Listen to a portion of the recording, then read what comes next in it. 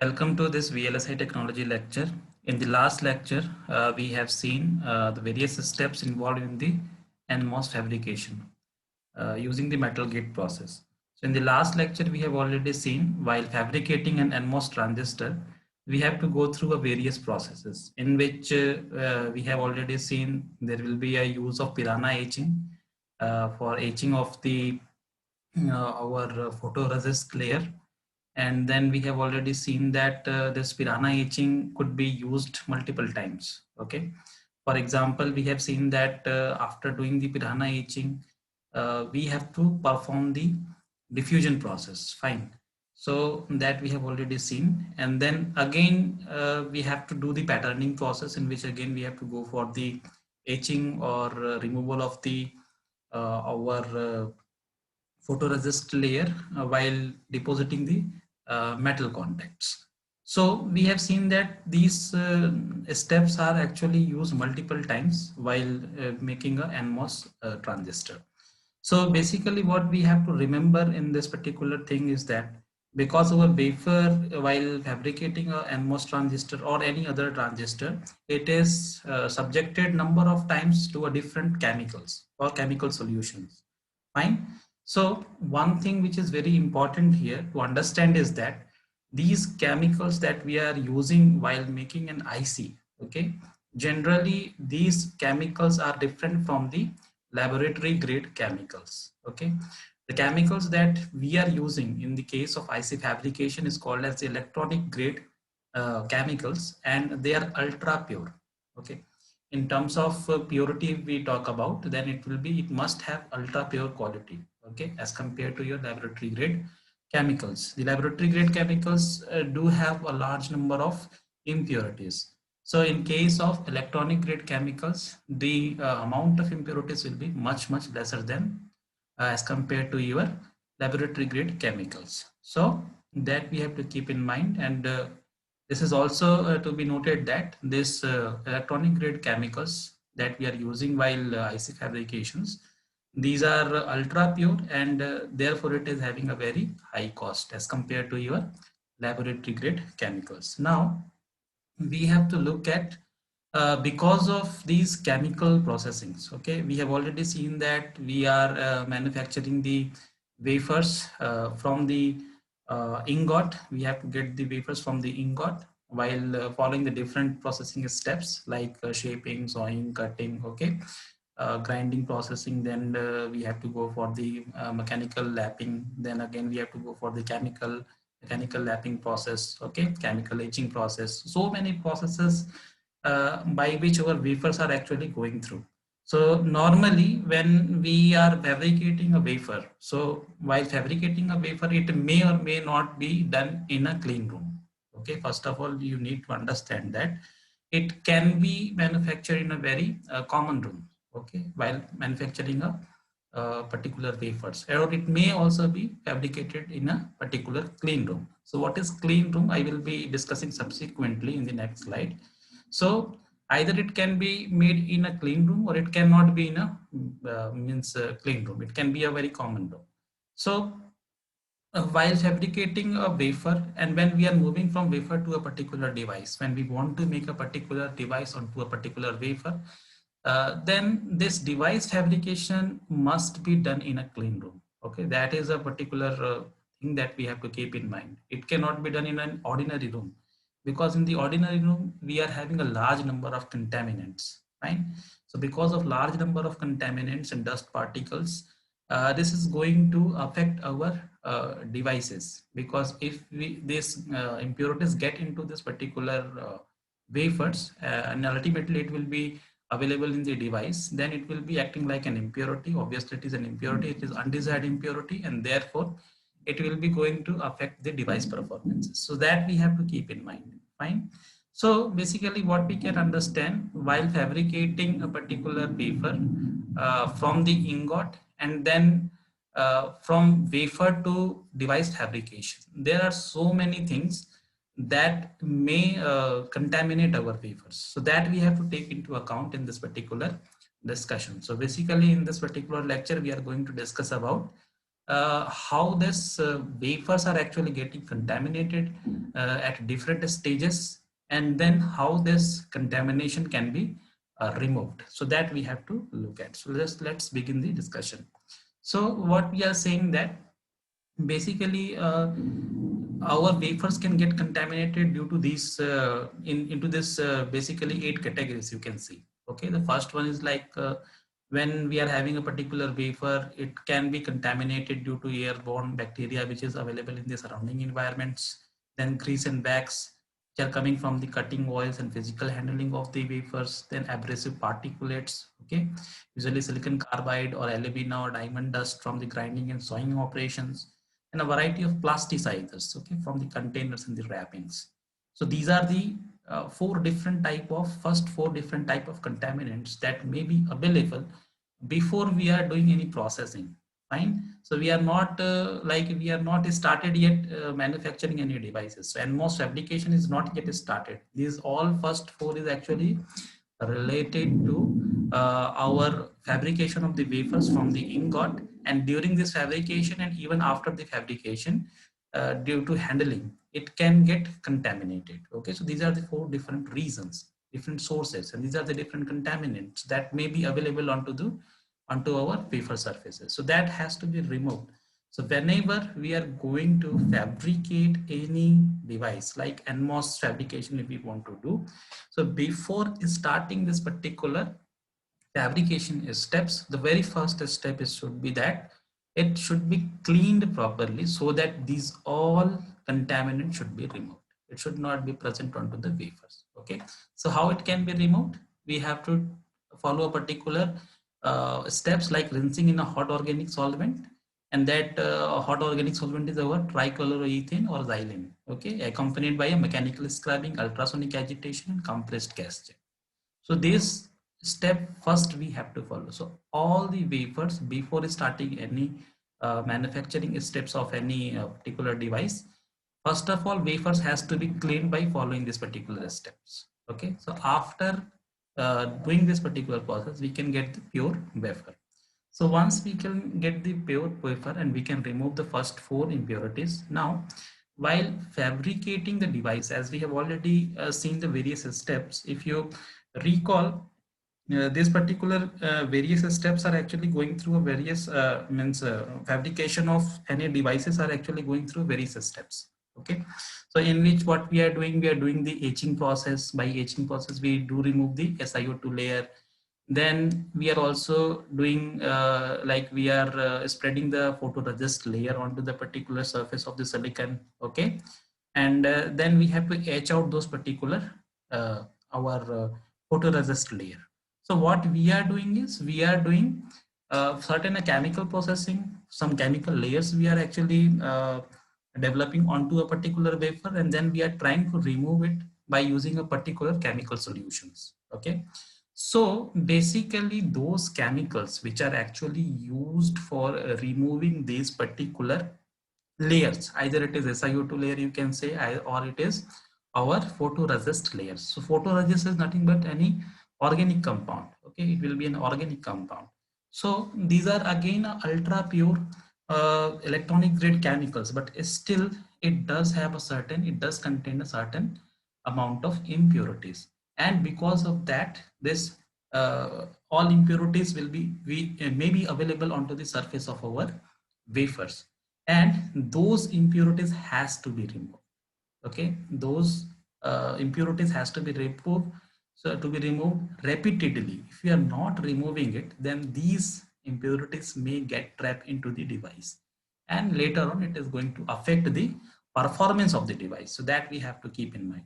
So you can see these last four contaminants. First one is the light ionic contaminants, heavy metal impurity contaminants, some other organic contaminants, and particle contaminations. Okay, so basically these four are coming due to the clean room environment, you can say. Like the particle contamination is again, it will be done in the clean room, but it's still within the clean room there may be a possibility that there will be a very small amount of particles may deposited onto the wafer surface.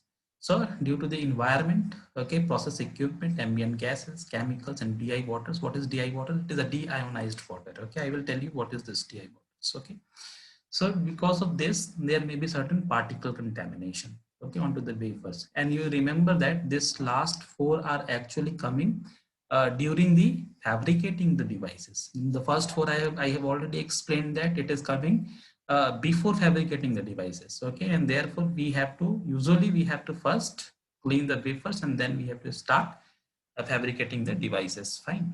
So particle contaminations, then organic contaminants, actually it is due to the photoresist residues. Okay. So because we are doing the photolithography process, so in that whatever the photoresist, if some photoresists are left onto the surface, that is going to contaminate our wafers. So because it is an organic material, so we are saying that it is a organic contaminants and it has to be removed. Okay. It has to be removed. So this, what is the source? It is mainly due to the photoresist residue from the photolithography process and organic vapors from the ambient. So there may be within the ambient, we may have some organic vapors within the clean room, and that may also get deposited onto the wafers. So that has to be cleaned. Now you can see the light ionic contaminants and heavy metal impurity contaminants. So basically, these contaminants are coming due to the agents. Fine. So we have the agent, some chemical solutions we are having, and that chemical solutions may contain some light ionic contaminants like sodium and potassium, and some heavy metal impurities like gold, copper, iron, nickel, silver. Okay. So these are the different heavy metal, and these are the some light ionic contaminants.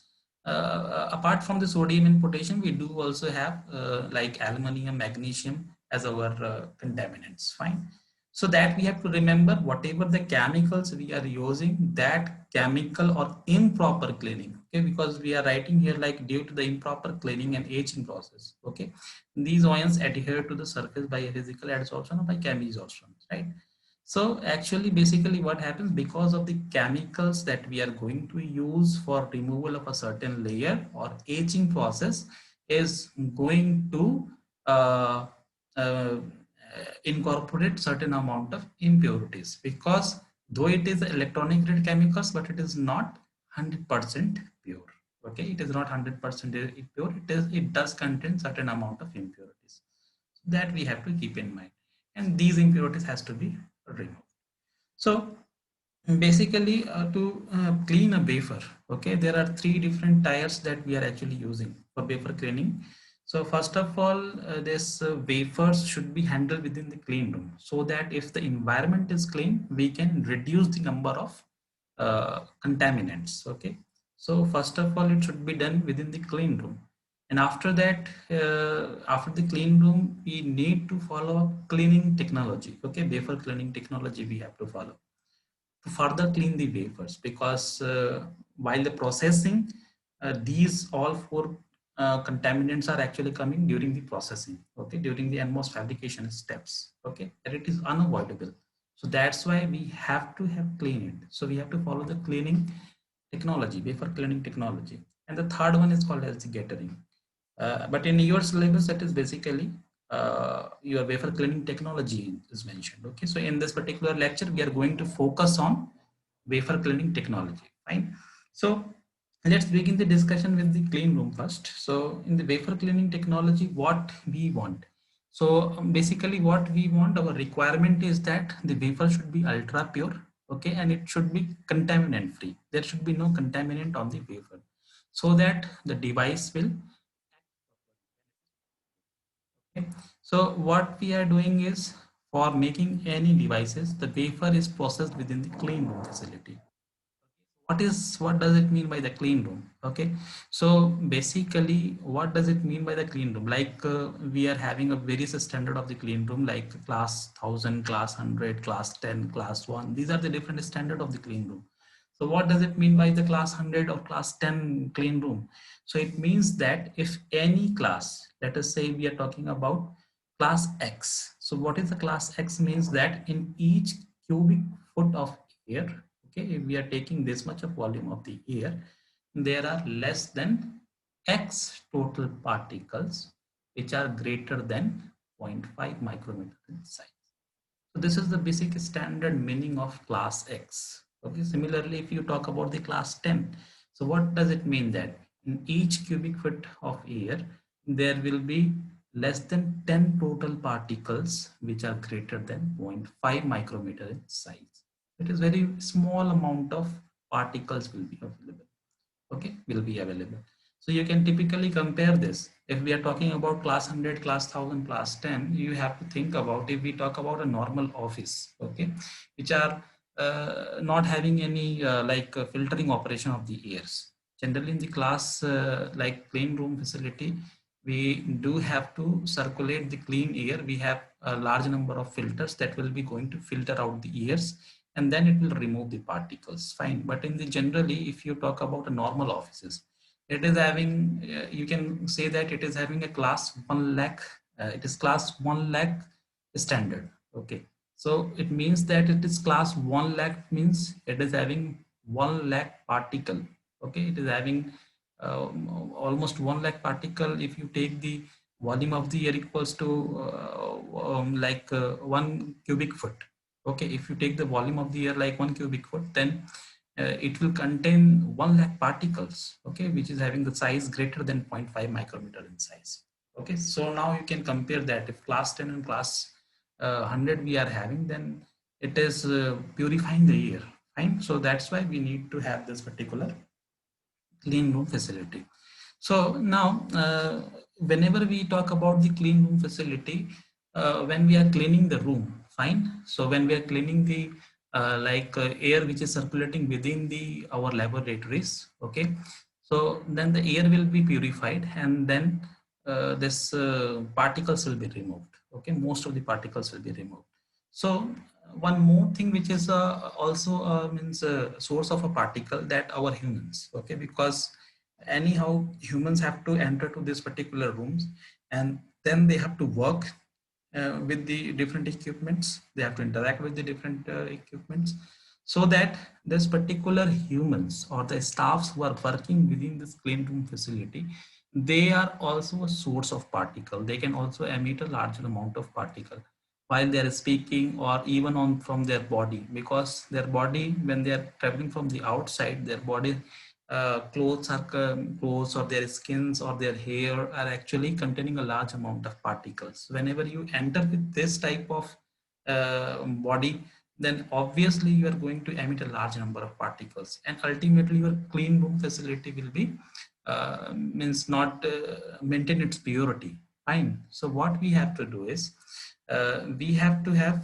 first, whenever those persons who are working within the clean room facility, first they have to enter to a particular room which is called as the air shower room. Okay, they have to get the air shower first, and after getting the air shower, this air shower will remove most of the dust particle from their body, and after that they have to wear a particular suit which is called as the bunny suits. Okay, so what we are saying, humans are also a source of dust particle. They have to first take the air shower when they are going into the clean room facility, and then they have to wear a bunny suit. So this is the one of the picture I have taken. Okay, this is my own picture taken at the IISc Bangalore clean room facility.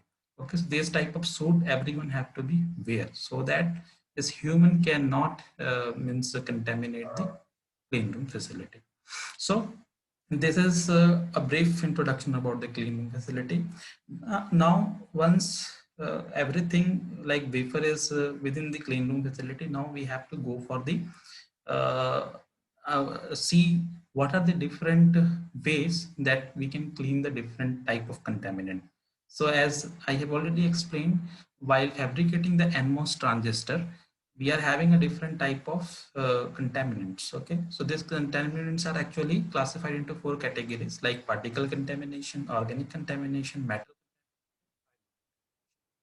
So as I explained, that the particle contaminations, the source is process equipment, ambient gases, chemicals, and deionized water. So what is deionized water? Okay, so basically the normal water that we are using, it is containing a large amount of uh, minerals. Okay, it is having a large amount of minerals, and because of that, when these minerals are available into the water, its resistivity is quite low, and you can find found that its resistance is actually typically about 10 kilo ohm to 12 kilo ohms. Okay, so that is our normal water that we have. But as we know that if we cannot use the normal water for the rinsing purpose of our wafers, so many times we need to rinse the wafer.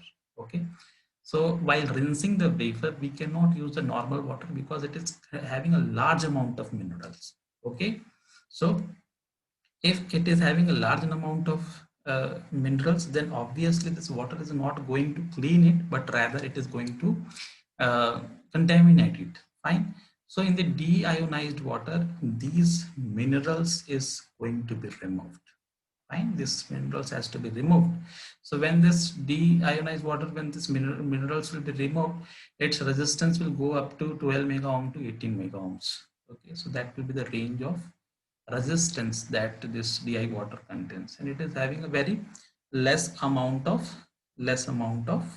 uh, our organics, or you can say minerals, dissolve into this into it. Fine.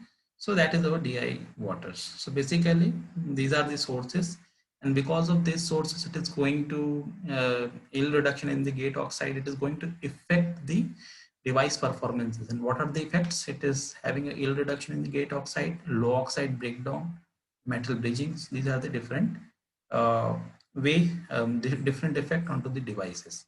And how it can be reduced, how it can be removed, this particle contamination by dissolution, by oxidizing degradation, by lift off, by slight etching of the wafer surface, and electric repulsion between the particles and the wafer surface. These are the removals. Okay, now we can move on to the next organic contamination. So our next contamination is organic contamination. Fine. So as I explained that the organic contamination is due to the photoresist residue and organic vapor in the ambient. Fine.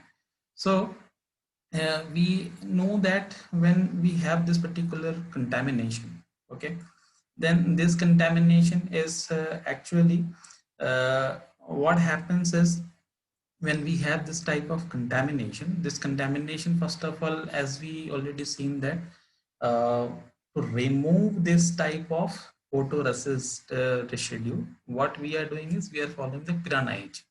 Okay, we have to use the piranha edge. Fine. So we have to use the piranha edge, and the piranha edge is something like this. Okay, something like this.